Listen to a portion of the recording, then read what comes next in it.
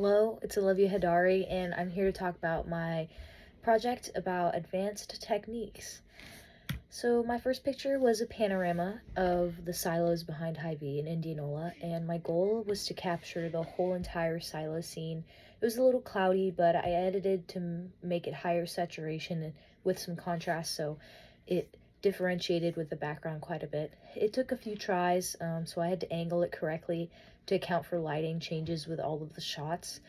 And to change things, I'd probably take this picture in more sunny conditions or closer to the silo to eliminate any extra distractions and the unevenness of the grass. My second picture was I took 3 HDR pictures. The first was of a dock near Lake Aquabi, and my goal was to bring out the colors and make it more vibrant and also improve the lighting in the clouds, which I think turned out nice. I think the dock was nice for a good foreground picture. The eyes follow up the water, trees into the sky, which makes it symmetrical and pleasing to the eye with a straightforward pattern.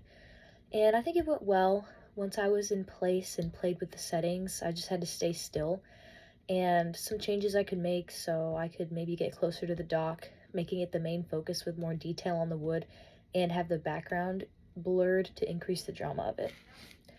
My second HDR was of a sunset, and my goal was to capture and bring out the colors. And so I went to the Simpson baseball field, which was an open space, to capture the sky. I waited till evening, right timing for this lighting, and it took a couple tries, but it went well, and I think it enhanced the color a lot.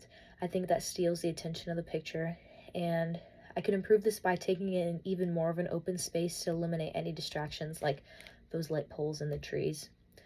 My last HDR was of some rocks in the water, and the goal was to highlight different lighting and also kind of showcase some of the ripples in the water.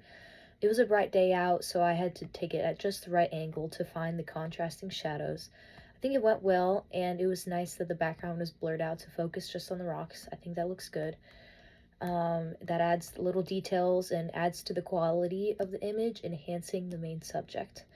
I think some changes I could try to get closer, but in this case, I was right next to the shore, so I couldn't get into the water. That would be nice to make the subject look bigger and more dramatic.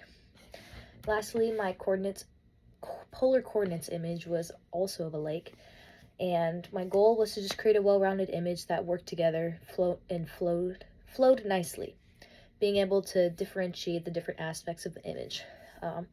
I took a picture of the lake at its horizon, capturing all of the elements before I edited it, and it almost kind of looks like the iris of somebody's eye, which I think is a cool shape. And I like how the ripples of the water look almost like a spiral, drawing your attention.